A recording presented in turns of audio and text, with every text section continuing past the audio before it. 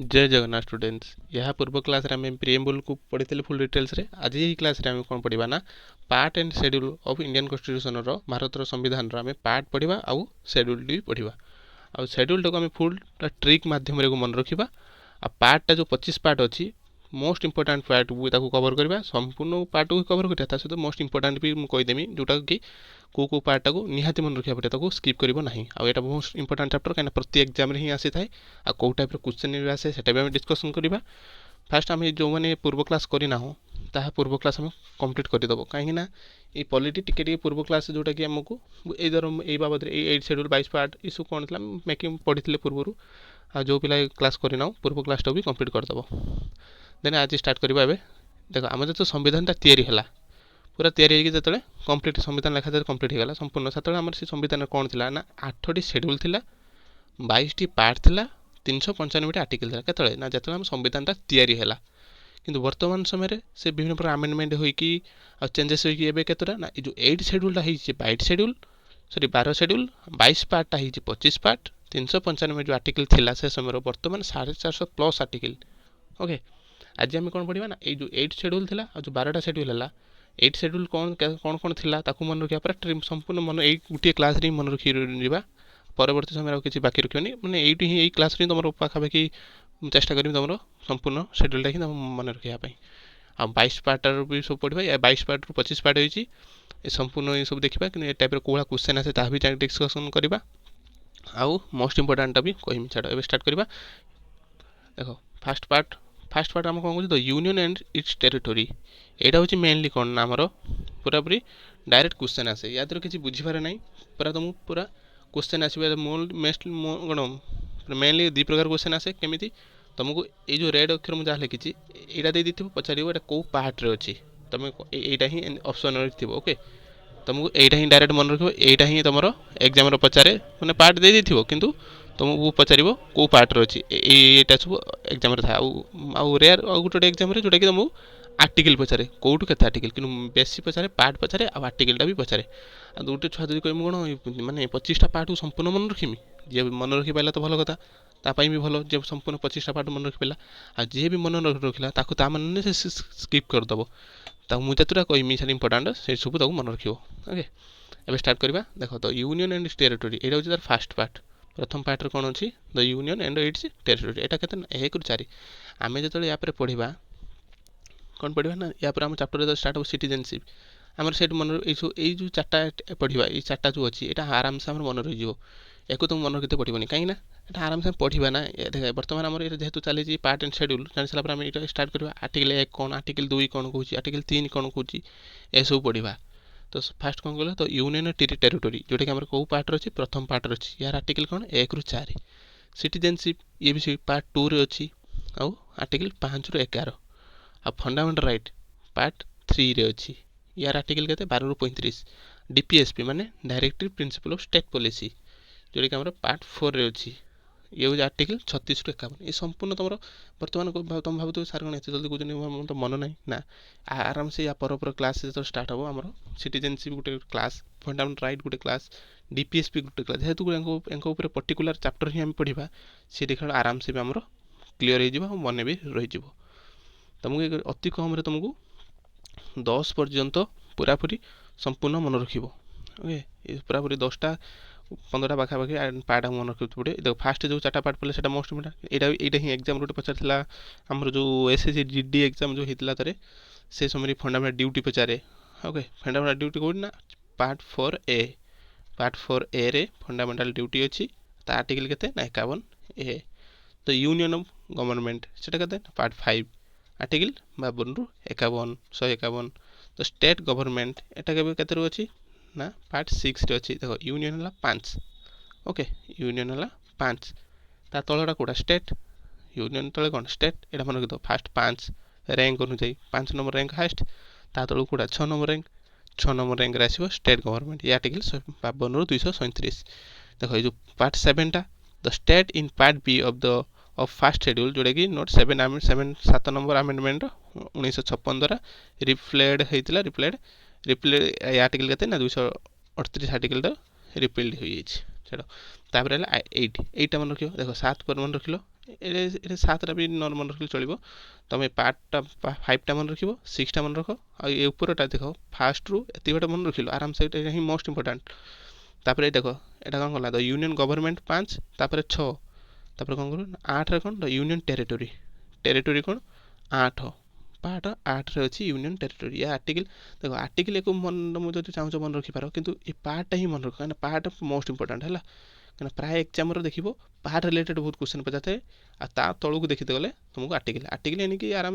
ତଳୁ ଆର୍ଟିକିଲ୍ ଆମକୁ ଏଇ ଯେଉଁ ଷ୍ଟେଟ୍ ଗଭର୍ଣ୍ଣମେଣ୍ଟ ଆଉ ୟୁନିୟନ୍ ଟେରିଟୋରି ଏତିକି ପର୍ଯ୍ୟନ୍ତ ମନେ ରଖିଥାଉ।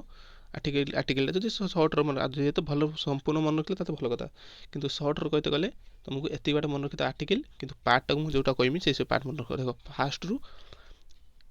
VI ପର୍ଯ୍ୟନ୍ତ ମନେ ରଖିଲ 6, 7ରେ କ'ଣ ରହିଲା, 7ଟା ସ୍କିପ୍ କରିପାର, 8ଟା କ'ଣ ରହିଲା ଦେଖ, 8 ରହିଲା ୟୁନିୟନ୍ ଟେରିଟୋରି, ପଞ୍ଚାୟତ ମ୍ୟୁନିସିପାଲିଟି, ଏଇଟା ଆମେ ପଢ଼ିବା, ଏଇଟା 9 ସେଡ୍ୟୁଲ୍, ସରି 9 କହୁଛି, ହଁ ପାର୍ଟ 9ରେ ଅଛି ପଞ୍ଚାୟତ, 9Aରେ ଅଛି ମ୍ୟୁନିସିପାଲିଟି, ଆଉ 9Bରେ କ'ଣ ଅଛି କୋଅପରେଟିଭ୍ ସୋସାଇଟି। ଓକେ, ଦେଖ ଏଇଟା ତୁମ ଆରାମସେ ମନେ ରହିଯିବ। ଦେଖ ଫାଷ୍ଟ ୟୁନିୟନ୍ ଟେରିଟୋରି 8ର, 9ର କ'ଣ ହେଲା, 9ର ପଞ୍ଚାୟତ, ଦେଖ ଫାଷ୍ଟ ରହିଲା ପଞ୍ଚାୟତ, ତଳକୁ ଦେଖିଦେଇ ଗଲେ ଫାଷ୍ଟ ପଞ୍ଚାୟତ, ପଞ୍ଚାୟତ ଉପରୁ ଟିକେ ମ୍ୟୁନିସିପାଲିଟି, ମ୍ୟୁନିସିପାଲିଟି ଉପରକୁ କ'ଣ, ଦ କୋଅପରେଟିଭ୍ ସୋସାଇଟି। ଓକେ, ପଞ୍ଚାୟତ ମନେ ରଖ 9,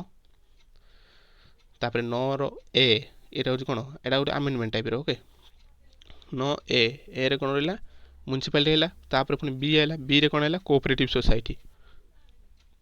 9ରେ ପଞ୍ଚାୟତ, 9ରେ ପଞ୍ଚାୟତ, 9Aରେ municipality, 9Bରେ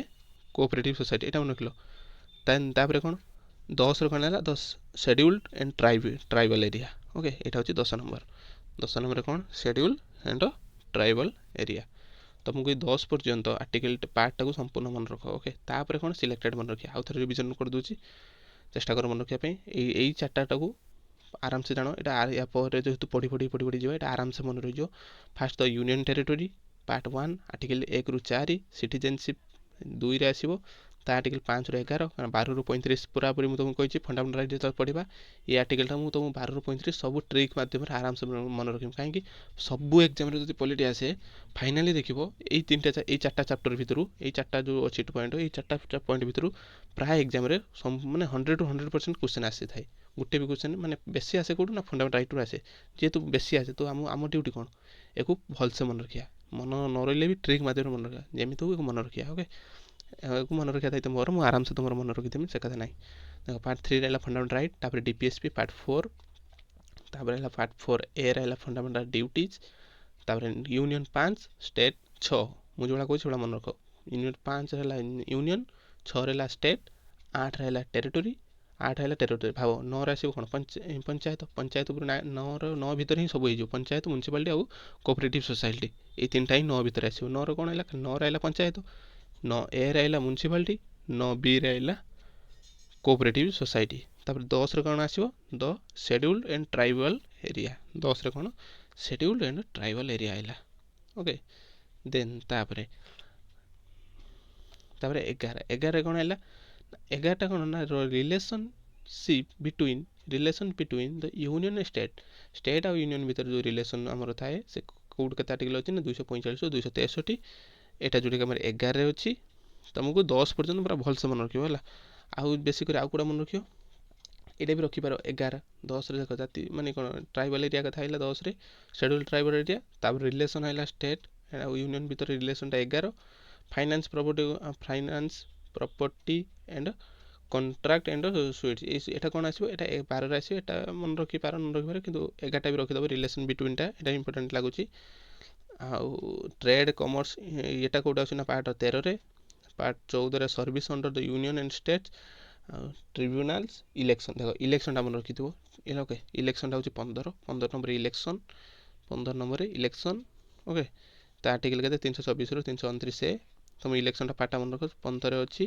special provisions relating to the certain classes. କିନ୍ତୁ ତୁମେ ଦେଖ ଏ 10 ନମ୍ବର ପର୍ଯ୍ୟନ୍ତ ମୁଁ ଦେଖିଛି ଯେତିକି ଏକ୍ଜାମ୍କୁ ମୁଁ ତାକୁ ଆନାଲାଇଜ୍ କରିଛି, ମାନେ ପ୍ରାୟ ଏକ୍ଜାମ୍ରେ ଆମର 10 ନମ୍ବର ଆର୍ଟିକିଲ୍ ପାର୍ଟ ପର୍ଯ୍ୟନ୍ତ ବହୁତ କ୍ୱେଶ୍ଚନ୍ ଆସେ, ଆଉ ଗୋଟେ କ୍ୱେଶ୍ଚନ୍ ୟା ଭିତରୁ ଆସେ, କିନ୍ତୁ ବେଶୀ କ୍ୱେଶ୍ଚନ୍ ତା ଭିତରୁ ଆସିଥାଏ 10 ନମ୍ବର ଭିତରୁ। ଆଉ ତୁମକୁ ୟା ଭିତରୁ କେଉଁଟା ମନେ ରଖ, 11ଟା ମନେ ରଖ, ଆଉ 15ଟା ମନେ ରଖ, ଇଲେକ୍ସନ୍ କଥାଟା ମନେ ରଖ। ଦେନ୍ ऑफिशियल लैंग्वेज एटा मन रखियो एटा केते जो 17 ओके 17 मन रख देख 15 है इलेक्शन 17 रे ऑफिशियल लैंग्वेज 17 कौन ऑफिशियल लैंग्वेज एटा मन रख आम ऑफिशियल लैंग्वेज आउ इमरजेंसी मोस्ट इंपोर्टेंट एटा एटा केते 18 17 18 है ये दुटा मन रख मिसलेनियस स्किप कर पार 17 18 को आराम से मन रख कि देख 17 कौन 17 ऑफिशियल लैंग्वेज आम ऑफिशियल लैंग्वेज कथाटा 343 रु 351 आर्टिकल आ पार्ट केते ना 17 एक्स भी आई 17 ये हूँ 18 18 हूँ इमरजेंसी ओके इमरजेंसी जान 352 गोटे आर्टिकल अच्छी 300 या अच्छे 356 56 पर 60 कौन कि इमरजेंसी पढ़ा डिटेल्स तीन आर्टिकल आम पढ़ा ए आ ये सब इमरजेंसी प्रोविजन जोटा कि आम 18 अच्छी पार्ट 18 मन जोटा इंपोर्टेंट कौन दुटा इंपोर्टेंट अच्छी मोस्ट इंपोर्टेंट यहाँ आ मिसलेनियस स्किप कर amendment of the constitution amendment केते देख केते 20 ओके 20 रे आमेंडमेंट आउर अच्छी टेम्पोरारी एटा भी स्किप कर पार स्पेशल प्रोविजन स्पोर्ट टाइटल एटा भी स्किप कर पार ओके बस एतिक जो कहली एतिक तुम पूरा जो छुआ फुल मन रखिपारे तो भल कथा किंतु एतिक कौन पूरा मोस्ट इंपोर्टेंट या मन रखिक तुमको मन रखा ही पड़ो देख ये कौन कहली रिलेसन 11 तापर गोटा कहली इलेक्शन है 15 तापर गोटा 11 15 then official language 17 emergency 18 amendment 20 बस ये तो आराम से मन रखिदेव ना ये आराम से मन रख बस बेसी किसी मन नहीं आ थे शेड्यूल कोड कहीदे कहीं मुझे तुम चाहे गोटे क्लास यू ही तुम मन रखी जाओ बोली चाहे बोली मुझे थे ये कहीदे मुझे शेड्यूलटा स्टार्ट करमी शेड्यूलटा भी ट्रिक माध्यम मन रखिदेमी सेटा ट्रिक अच्छी एटा तो कौन पूरा डायरेक्ट मन रखिए या कौन किसी बुझीपार ना कहीं सब गोटे टपिक कहते गले सिटीजनशिप कौन नागरिकता या संपूर्ण गोटे टपिक फंडामेंटाल बहुत माने 12 ରୁ 35 आर्टिकल तुम बहुत इंपोर्टेंट आर्टिकल ये गोटे टपिक यहाँ खाली तुम एग्जाम ये जो जी रेड कलर लिखी से क्वेश्चन आसे ऑप्शन भितर ये जो ब्लैक कलर जहाँ लिखी यही सब ऑप्शन भितर थाए पार्ट 1 पार्ट 2 पार्ट 3 ये थाए बस फास्ट कहले the union territory part 1 citizenship part 2 fundamental right part 3 DPSP part 4 then fundamental duty 4A union 5 state 6 union territory 8 panchayat 9 municipality 9A IX भी इमती 9 मन रखी 9 5 करके मन रखिपार ओके पंचायत केते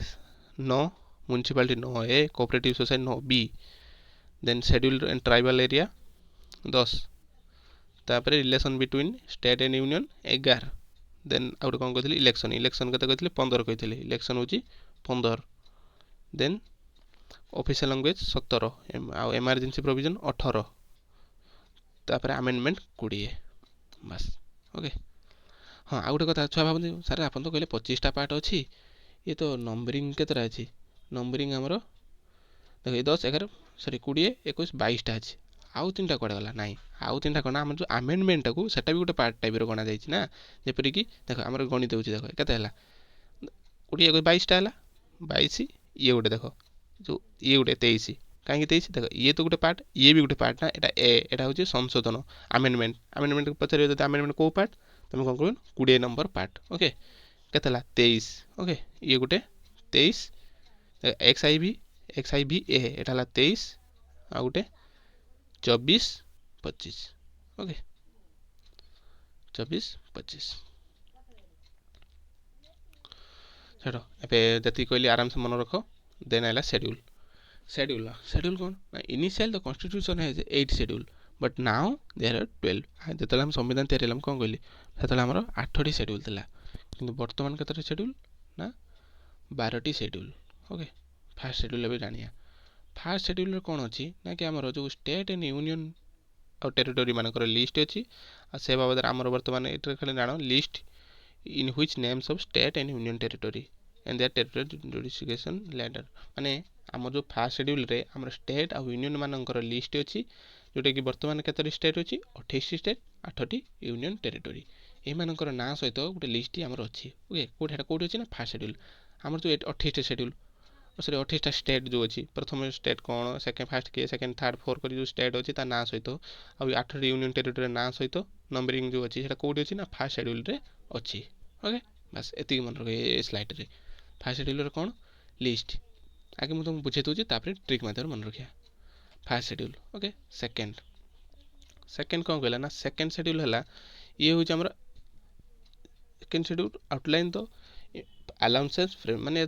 बेसिकली अलाउंसेस माने सैलरी रिलेटेड ओके कौन ना प्रेसिडेंट ऑफ इंडिया माने सैलरी अलाउंसेस प्रोवाइड करवा ओके सुविधा सुजोग दवा सहित अलाउंस कार को मानक सैलरी दवा ये सब सैलरी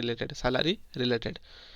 एटा कौ मानक क्या कथा मेंशन हो कौ मानक सैलरी कथा ना the president of India governor of the state speaker of deputy speaker of Lok Sabha anchor सब अलाउंसेस आ सुविधा अलाउंसेस माने जो मिले चाकरी भितर जो सुविधा सुजोग मिले ता सहित तांकर सैलरी कथा भी तांकर पई एठारे मेंशन अछि को शेड्यूल ना सेकंड शेड्यूल आ को मानक पई अछि ना समस्त कथा एठी मेंशन नै जेति लिखिछि से मानकर कार president governor speaker of deputy speaker governor Lok Sabha legislative assembly states chairman and deputy chairman of Rajya Sabha legislative council state जज of the supreme court and high court रो जज मानकर सैलरी अलाउंसेस कथा भी अछि आ controller and auditor general of India मानकर भी सैलरी अलाउंसेस ये सब बाबद अच्छे फास्ट कौन कहली देख लिस्ट देखा रहा सैलरी देन तृतीय कौन आसो तृतीय आसला थर्ड रे से शपथ पाठ बाबद शपथ ओथ एंड एफर्मेशन कथा भी अच्छी कौ मान कथा जमी सैलरी अच्छी से कौ मान सैलरी अलाउंसेस बाबद मेंशन अच्छे भाया शपथ एफर्मेशन क्या बाबद अच्छी ना union minister candidate for election of parliament member of parliament judge of the supreme court and controller auditor general of india state minister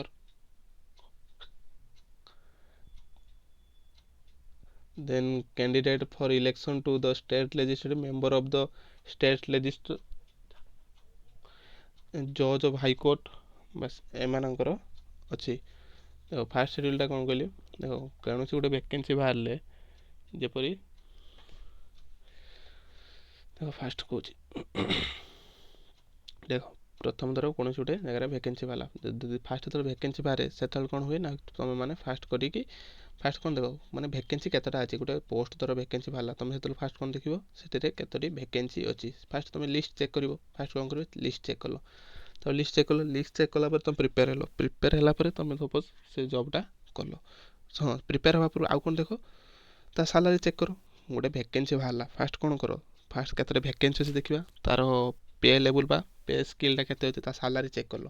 दुटा काम फास्ट कल गोटे वैकेंसी बाहर तार लिस्ट देख केते वैकेंसी अच्छे देखिए ता सैलरीटा ठीक है तो सैलरी पसंद है कौन कर तुम प्रिपेयर हो सारापर तुम परीक्षा देल तुम क्वालिफाई गल क्वालिफाई पर कौन कर जो तुम चाकरी पाई क्वालिफाई है कौन कर शपथ पाठ कराब क्या चाकरी तुम तो डिफेन्स कि जहाँ भी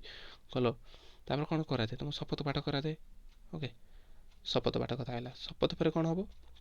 देख फोर्थ शेड्यूल ए ट्रिकटा से बंद कर फोर्थ शेड्यूल बुझी सारापर से ट्रिक या सहित रिलेट करवा फोर्थ शेड्यूल कौन fourth schedule allocate seat for each state and union territory in Rajya Sabha माने जो राज्यसभा सीट को ये कौन वितरण माने करागला माने आलोकेट करागला सीट मानक प्रति ईच स्टेट और यूनियन मान टेरिटोरी राज्यसभा जो ईच स्टेट और यूनियन टेरिटोरी मान जो सीट थी सब माने आलोकेट करागला okay allocation is based on the population of each state and union territory अनुଯାयी सीट सबको वितरण करागला फास्ट कौन कला तुम शपथ पाठ कल शपथ पाठ कर सारापर तुमको कौन राज्यसभा सीट अनुଯାयी तुमको माने वितरण करागला तुमको गोटे सीट दिगला सपोज ओके फिफ्थ कौन है तुम कम कौन तुम धर चाकरी पाइगल शपथ कर सारापर तुमको गोटे सीट दिगला जो एरिया राज्यसभा गोटे सीट दिगला देलापर कौन है तापर तुम 5 नंबर काम कौन ना गोटे किसी काम थी तुम कमटा कौन ना 5 नंबर शेड्यूल कौन काम ना administration and control of schedule area and schedule tribe तुम जो शेड्यूल एरिया और शेड्यूल ट्राइब आमर अच्छी तांकरी रिलेटेड तुम काम मिलला ओके कंट्रोल करवा एडमिनिस्ट्रेशन को माने ठीक भाव में करवा माने कारण तुमको जो शेड्यूल ट्राइब और एरिया मान विकास तुम कौन कंट्रोल कर कौन कि एडमिनिस्ट्रेशन कर से तुम से क्षेत्र में तुम डील कर ओके तो 5 शेड्यूल कौन कहला the administration and control of schedule area and schedule tribe देख तुम चाकरी फास्ट आउ ट्रिकटा कहे देख 5 शेड्यूल पर्यटन ट्रिकटा आउ कही दूसरी फास्ट कौन वैकेंसी बाहर तुम फास्ट लिस्ट चेक कल ओके केतरी कौन फास्ट लिस्ट सेकेंड रे लिस्ट है सैलरी देख लो केते टंका मिलूँ सेकेंड सैलरी तृतीय तुम चाकरी सैलरी है तुम प्रिपेयर पाइगल कौन है तुम तुमको शपथ पाठ कराला शपथ पाठ सरला 3 नंबर तापर 4 नंबर कौन कराला तुमको गोटे सीट दिया राज्यसभा कि स्टेट बाबा यूनियन टेरिटोरी सब पाखु तुमको गोटे सीट दिला राज्यसभा सीट ओके 4 नंबर तुम सीट देला सीट देला कौन हेटी खाली बस शुईबन तो तुमको भी किसी काम करते पड़ो तुम कौ डिपार्टमेंट कौ काम ना आम जो रहा schedule area and schedule tribe मानकर विकास एडमिनिस्ट्रेशन कंट्रोल से रिलेटेड तुमको काम मिला कौन 5 नंबर 6 कौन है शेड्यूल ना 6 कौन है तापर 6 शेड्यूलटा कौन कौन ना 6 schedule provide administration of tribal area in the state Assam Meghalaya Tripura and Mizoram तुम जो आसाम त्रिपुरा मेघालय मिजोराम यही स्टेट ये जो 4टी स्टेट अच्छी यही एरिया रे तुमको एडमिनिस्ट्रेशन व्यवस्था को तुमको संभालते पड़ो ओके कौ एरिया आसाम मेघालय त्रिपुरा मिजोराम यही स्टेट को पूरा मन रखा निया दरकार तुम 6 शेड्यूल पचारि पारे जब पचारा ये स्टेट कथा मोर पचार ओके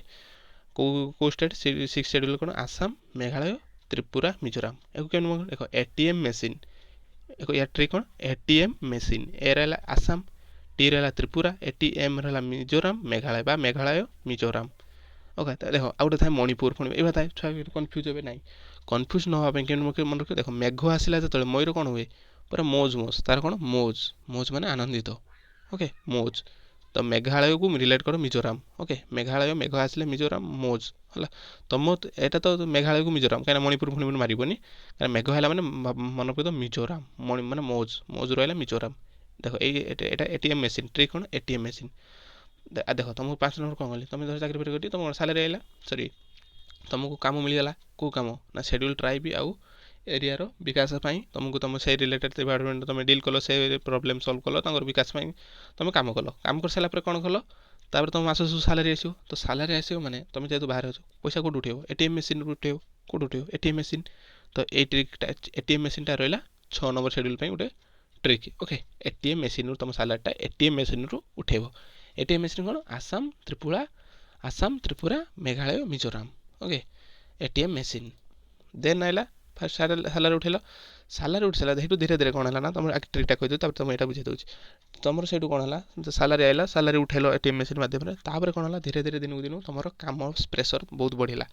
ओके तुमको जो खाली शेड्यूल दिखाई शेड्यूल ट्राइब आउ एरिया और शेड्यूल ट्राइब रो काम धीरे धीरे तापर तुम काम व्यवस्थाटा बहुत धीरे धीरे काम प्रेसरटा बढ़ला से कौन कराला देखा जेहतु तुम काम प्रेसरटा बढ़ला से कौन कर ओबियसली तुम कामटा को से भाग कराला कहीं जेहतु तुम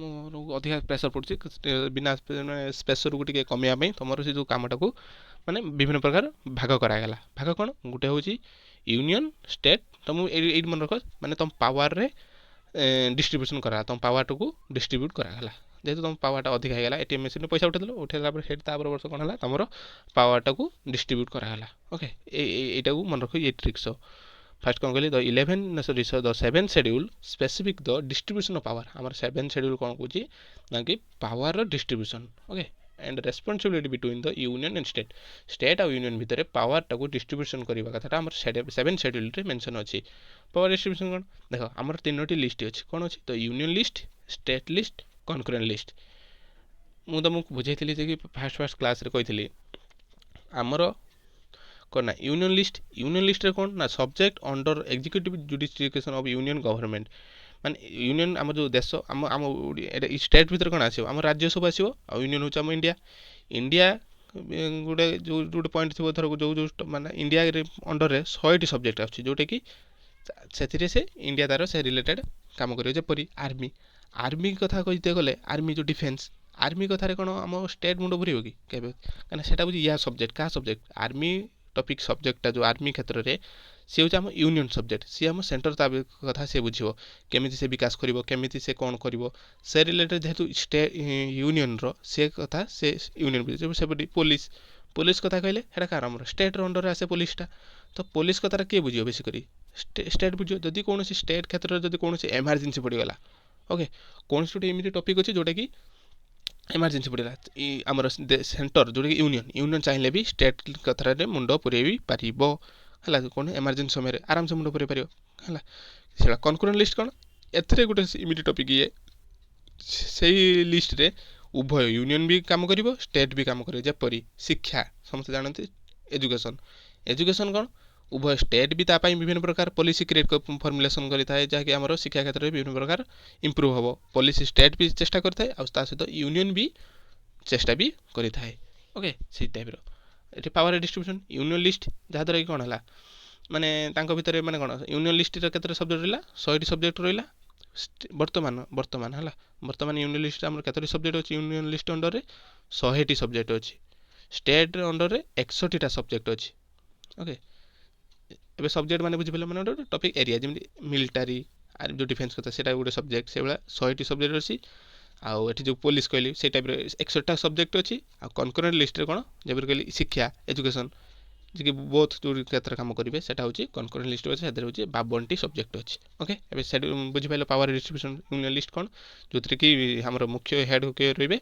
माने सेंटर रे भी जमी आम नरेंद्र मोदी कथा कहले से नरेंद्र मोदी से होती जेहेतु यूनियन हेड से यूनियन कथा बुझे यूनियन माने देश देश देश कथा एटार देश ता कथा बुझे स्टेट कटे कौन एटा स्टेट आम जेहेतु 28 राज्य अच्छी एटा राज्यर जतिटा आसूँ राज्य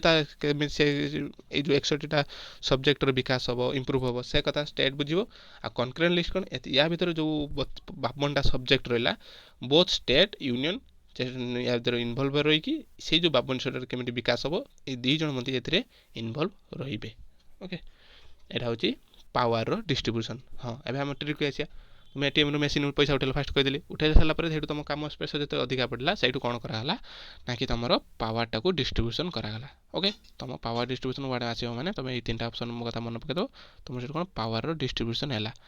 पावर डिस्ट्रीब्यूशन है कौन है ना कि तापर तुम ट्रांसफर होगा सपोज ट्रांसफर होगा पावर डिस्ट्रीब्यूशन है तुम सीना गोटे एरिया थी सब कथा बुझुल तापर जो पावर डिस्ट्रीब्यूशन है तो यूनियन स्टेट कनकरेंट ये टाइप जो पावर डिस्ट्रीब्यूशन है तुम अलग स्टेट को तुम पठागला से तुम भाषा शिखिन ओके तुम भाषा जान तो तुमको कौन करते पड़े फास्ट तुम सेठिकार भाषा जान कहीं देख तुम पावर डिस्ट्रीब्यूशन है डिपार्टमेंट भी बहुत तैयारी तो तुम कौ एरिया तुम ट्रांसफर होगा सपोज गोटे एरिया ट्रांसफर है से तुम भाषा जान फास्ट तुमको कौन काम करते पड़ो ना से एरिया तुमको लैंग्वेज को शिखापी पड़ो लैंग्वेज शिखा रहा कौन लैंग्वेज शिखा पड़ो ये लैंग्वेजटा ही हूँ आम 8 शेड्यूल अच्छी ओके तो 8 schedule list the official language recognised by the COI originally included 14 language but now is 22 language mainly Assam Bengali Bodo Dogri Gujarati Hindi Karnataka Kashmir Konkani ये टाइप ओडिया पंजाबी उर्दू ये सब टाइप 22 लैंग्वेज बर्तमान अच्छी जिते आम संविधान तैयारी होता है केतटा पूर्व 14 लैंग्वेज थी कि बर्तमान 22 लैंग्वेज ओके ये जेहेतु लैंग्वेज कथा है 8 शेड्यूल लैंग्वेज कहीं तुम धर पावर डिस्ट्रीब्यूशन है तुम ट्रांसफर है तो सेठू जाए कौन कर तुम फास्ट बल तुमको लैंग्वेज शिखा पड़ो तो से कौन आसला लैंग्वेज रहा 8 शेड्यूल लैंग्वेज 9 कौन आएगा 9 टाक मन रखीदेव कौन देख आमर 8 शेड्यूल आगुरी जो संविधान तैयारी केतटा शेड्यूल थी 8टा शेड्यूल थी बर्तमान केतटा शेड्यूल 12टा शेड्यूल तो 12 शेड्यूल कौन आमेंडमेंट अनुजाई हो आमेंडमेंट तो आपे होनी तो कौ केते नंबर आमेंडमेंट ए जो 9 10 11 12 9 10 11 12 ये जो 4टा रहा ये 4टांकर आमेंडमेंट को पूरा भलसे मन रख कहीं जेहेतु यहाँ जोड़ी तो मुझे एग्जाम यहाँ मेनली पचारि पारे कौ आमेंडमेंट द्वारा 9 शेड्यूल एड हो कौ आमेंडमेंट 10 शेड्यूल कि 11 कि 12 शेड्यूल एड हो जेहेतु यहाँ जोड़ी तो यहाँ मोस्ट इंपोर्टाट गोटे पॉइंट कहते गले समस्त मैंने 9 10 11 12 मानकर तो मुझे पचारि पारे एग्जाम तो से मन रख 9 शेड्यूल कौन जोटा कि 9 शेड्यूल जो जोड़ी थी आम संविधान में यहाँ हूँ संविधान amendment fast amendment okay fast amendment 1951 तो मुझे पचार जब फास्ट आमेंडमेंट रे कौन काम होता जमी मैंने आमेंडमेंट तो बहुत किसी आमेंडमेंट होती पचार फास्ट आमेंडमेंट कौन है ना फास्ट आमेंडमेंट हूँ 9 शेड्यूल से जोड़ी आम संविधान में है 9 शेड्यूल आम देख संविधान कार्यकारी के 1950 जनवरी 26 तो से कहला जनवरी 1950 1951 कौन है ना फास्ट आमेंडमेंट होता संविधान प्रथम आमेंडमेंट देख आम या पूर्व पढ़ी जो प्रिएम्बुल पढ़ी कौन पढ़ी जो जो जो 3टा वार्ड जो जोड़ी 42तम संविधान संशोधन कहला 42तम पढ़े केते कौन पढ़ी आगू भी पढ़िया जिते भी शेड्यूल पढ़ुना परवर्ती समय आम क्लास एंड हो लास्ट को मुझे तुम गोटे समराइज फॉर्म रे जी शेड्यूल अच्छी तार गोटे PDF बनईदेमी संपूर्ण शेड्यूल रू देख आम ये फास्ट आमेंडमेंट पढ़ले पुणी कहला प्रिएम्बुल 42 आमेंडमेंट पढ़ते आउ 42 आमेंडमेंट 44 आमेंडमेंट ये सब पढ़ी तो तुमको गोटे रिविजन करने तुमको जो क्लास पूरा कंप्लीट हो पॉलिटी तुमको गोटे समराइज फॉर्म सब आर्टिकल आउ सब आमेंडमेंट को गोटे सेपरेट PDF ବନେଇକି ତୁମକୁ ସେଠି ଗୋଟେ କ୍ଲାସ୍ କରିଦେବା। ଓକେ, ତାର ମାନେ ସେଥିରେ ସମ୍ପୂର୍ଣ୍ଣ ଆମେଣ୍ଡମେଣ୍ଟ 1 2 3 କରି ଯେତିକି ଆମେଣ୍ଡମେଣ୍ଟ ଆମର ହେଇଥିବ ସମ୍ପୂର୍ଣ୍ଣ ସେ ଗୋଟେ କ୍ଲାସ୍ରେ ଆମେଣ୍ଡମେଣ୍ଟକୁ ରଖିଦେବା ଗୋଟେ PDFରେ, ଆଉ ଆର୍ଟିକଲ୍ ବି ଗୋଟେ PDF ବନେଇଦେବା। ଓକେ, କିନ୍ତୁ ବର୍ତ୍ତମାନ ଯେହେତୁ ଯେଉଁ ପଢ଼ୁଛନ୍ତି ଆମେ ବର୍ତ୍ତମାନ ହିଁ ମନେ ରଖି ଚାଲ, ସେତେବେଳେ ଏକା ଥରକେ ମେଞ୍ଚେ ମନେ ରଖି ସେଟା ଅସମ୍ଭବ, ମାନେ ସେଟା ସମ୍ଭବ ନୁହଁ ଠିକ୍ ସେ। ବର୍ତ୍ତମାନ ଗୋଟେ କହିଲା ବେଳେ ଆଜି ଗୋଟେ ଆମେଣ୍ଡମେଣ୍ଟ ଏଇ ପଢ଼ିଲା, ଆଜି ଗୋଟେ ଆମେଣ୍ଡମେଣ୍ଟ, ୟା ପରେ ପୁଣି ଗୋଟେ ସ୍ଲାଇଡ଼ର ଆମେଣ୍ଡମେଣ୍ଟ ପଢ଼େ, ଆମେଣ୍ଡମେଣ୍ଟ ପୁଣି ପଢ଼ିଗଲେ 42 ତମ ଧୀରେ ଧୀରେ ଗୋଟେ ଆମେଣ୍ଡମେଣ୍ଟ କରି ଧୀରେ ଧୀରେ ବହୁତ କିଛି ଆମେଣ୍ଡମେଣ୍ଟ ମନେ ରହିଥିବ। ସେତେବେଳକୁ କମ୍ ଅଳ୍ପ ସମୟରେ ବହୁତ ଆମେଣ୍ଡମେଣ୍ଟ ମନେ ରହିଯିବ। ଆଉ ଏକାଥରେ ଆମେଣ୍ଡମେଣ୍ଟ ମନେ ରଖିଲେ ତୁମକୁ କନଫ୍ୟୁଜ୍ ହେବ। ଫାର୍ଷ୍ଟ ମନେକର 9 ସେଡ୍ୟୁଲ୍, ଏଥିରେ କ'ଣ ଏଇଟା କେମିତି ଏଡ଼୍ ହେଲା ନା, ଫାର୍ଷ୍ଟ ଆମେଣ୍ଡମେଣ୍ଟ 1951 ଦ୍ୱାରା ପ୍ରଥମ ସେଡ୍ୟୁଲ୍ ଆମର ଏଡ଼୍ ହୋଇଥିଲା। ଆଉ ଏଥିରେ କ'ଣ ହୁଏ ନା, ଏଥିରେ ଆମର ଯେଉଁ ଲ୍ୟାଣ୍ଡ ରିଫର୍ମ ଯେଉଁ ଥାଏ, ଆମ ଯେଉଁ ଜମିଦାର ପ୍ରଥା ଏସବୁକୁ ରିଲେଟେଡ଼ ଆସିଥିଲା। Protect law that in consider fundamental right guaranteed by the constitution by judicial review. ମାନେ ଏଥିରେ ଆଗରୁ କ'ଣ ଥିଲା ନା 13ଟି ବିଷୟ ଥାଏ। ମାନେ ଦେଖ ବୁଝ କ'ଣ କହୁଛି ଶୁଣ। 9 ସେଡ୍ୟୁଲ୍, ଏଥିରେ ମାନେ 9 ସେଡ୍ୟୁଲ୍ରେ ଯେଉଁ ଟପିକ୍ ଯେଉଁ ସବଜେକ୍ଟ ଥରେ ଇନକ୍ଲୁଡ଼ ହେଉଥିଲା ସେ ସମୟରେ, ଓକେ, ସେଥିରେ ଆମର ଜୁଡ଼ିସିଆଲି ରିଭ୍ୟୁ, ଯେଉଁ ଜୁଡ଼ିସିଆରୀ ରିଭ୍ୟୁ, ଧର ଆମ ରାଜ୍ୟରୁ କିମ୍ବା କ'ଣ ରାଜ୍ୟରୁ ଧର ଗୋଟେ ଆଇନରେ ଗୋଟେ ଲଟେ ଧର ଏଥିରେ ଯଦି 9 ସେଡ୍ୟୁଲ୍ ଏଡ଼୍ ହୋଇଗଲା, ଓକେ, ଯଦି ଗୋଟେ ସେଡ୍ୟୁଲ୍ ବା ଗୋଟେ ଲ କ'ଣ ହେଲା ନା, ଏଇ ସେଡ୍ୟୁଲ୍ରେ ଧର ଗୋଟେ ଷ୍ଟେଟ୍ କିମ୍ବା ଗୋଟେ ଆଇନ ବିଧାନସଭା ଗୋଟେ ଧର ଆଇନ ବନେଇଲା, ଆଇନ ବନେଇ ସାରିଲା ପରେ କ'ଣ ହେଲା ନା, ସେ ଆମ 9 ସେଡ୍ୟୁଲ୍ରେ ଏଡ଼୍ ହୋଇଗଲା। ଯଦି 9 ସେଡ୍ୟୁଲ୍ରେ ଏଡ଼୍ ହେଲା, ସେଇ ଯେଉଁ ଲଟା ଧର ବିଧାନସଭା ଗୋଟେ ଲଟେ ବନେଇଲା, ଓକେ, ସେଇ ଲଟା ଯଦି ଆମର 9 ସେଡ୍ୟୁଲ୍ରେ ଏଡ଼୍ ହୋଇଗଲା, ତ ତାହା ଉପରେ ଆମର ଜୁଡ଼ିସିଆଲ ରିଭ୍ୟୁ କରାଯାଇପାରିବ ନାହିଁ। ସୁପ୍ରିମକୋର୍ଟ କ'ଣ ନା ତା ଉପରେ ସେଇ ଆଇନକୁ ମାନେ ଯାଞ୍ଚ କରିପାରିବ ନାହିଁ, ମାନେ ଜୁଡ଼ିସିଆଲ ରିଭ୍ୟୁ ତାପରେ ସେ କରିପାରିବ ନାହିଁ। କିନ୍ତୁ ବର୍ତ୍ତମାନ ଯେଉଁ ଆମର କେଶବାନନ୍ଦ ଭାରତୀ କେସ୍ ଯେଉଁ ଆମେ ପଢ଼ିଥିଲେ, କେଶବାନନ୍ଦ ଭାରତୀ କେସ୍ ଅନୁଯାୟୀ ବର୍ତ୍ତମାନ ସମୟରେ କିଛିଟା ଆମେଣ୍ଡମେଣ୍ଟ ଯିଏକି ଆମର ଜୁଡ଼ିସିଆଲ ହୋଇପାରୁଛି, କିନ୍ତୁ ସେ ସମୟରେ ସେଇ ଆଇନ ଉପରେ ଜୁଡ଼ିସିଆଲ ରିଭ୍ୟୁ ବା ଜୁଡ଼ିସିଆଲ ରିଭ୍ୟୁ କରାଯାଇପାରୁଥିଲା ନା କରାଯାଇପାରୁନଥିଲା। ଓକେ, ଏ ବୁଝିପାରିଲ?